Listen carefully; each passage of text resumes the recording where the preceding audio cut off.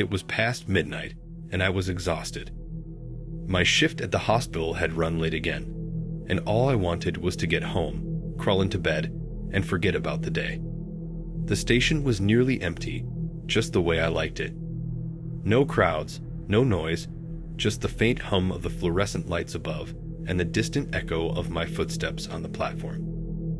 The air was cold, and I pulled my jacket tighter around me, glancing at the timetable. The last train was due in 5 minutes. I sat on a bench, scrolling through my phone to pass the time. My battery was at 15%, but I wasn't worried. I'd be home soon enough. The sound of the train approaching made me look up. Its headlights cut through the darkness, and I felt a small sense of relief. Finally, I could go home.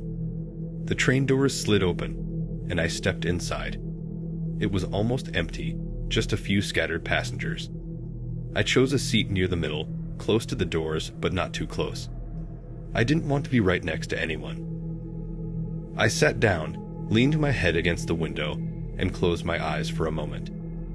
The train started moving, and the rhythmic clatter of the wheels on the tracks was almost soothing.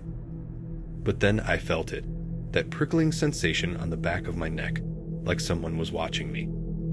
I opened my eyes and glanced around. There was a man sitting a few rows behind me, on the opposite side of the aisle. He was staring at me, but not directly. He was looking at my reflection in the window. I turned my head slightly, pretending to adjust my bag, and caught his eyes in the glass. He didn't look away. His gaze was intense, almost unnerving. He was older, maybe in his late 40s, with a scruffy beard and a worn-out jacket. His hands were resting on his knees, and he was holding something. A small, metallic object that caught the light. I tried to ignore him, focusing on my phone instead. I opened the chat with my friend Sarah and typed out a quick message. "Hey, I'm on the train. There's this creepy guy staring at me. I'll call you when I get home." I hit send, but the message didn't go through.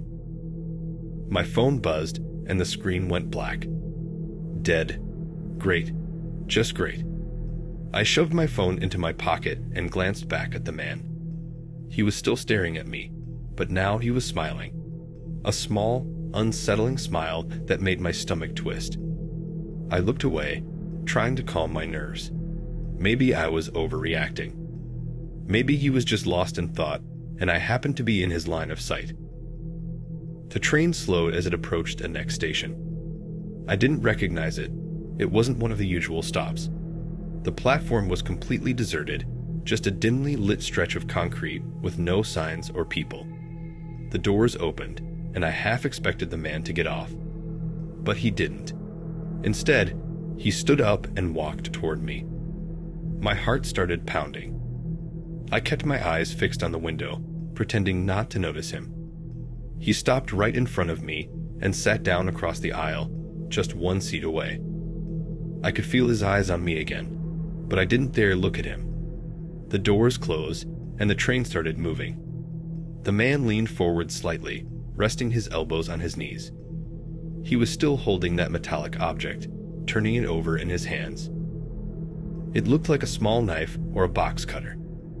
My breath caught in my throat, and I forced myself to stay calm. Then he started whispering.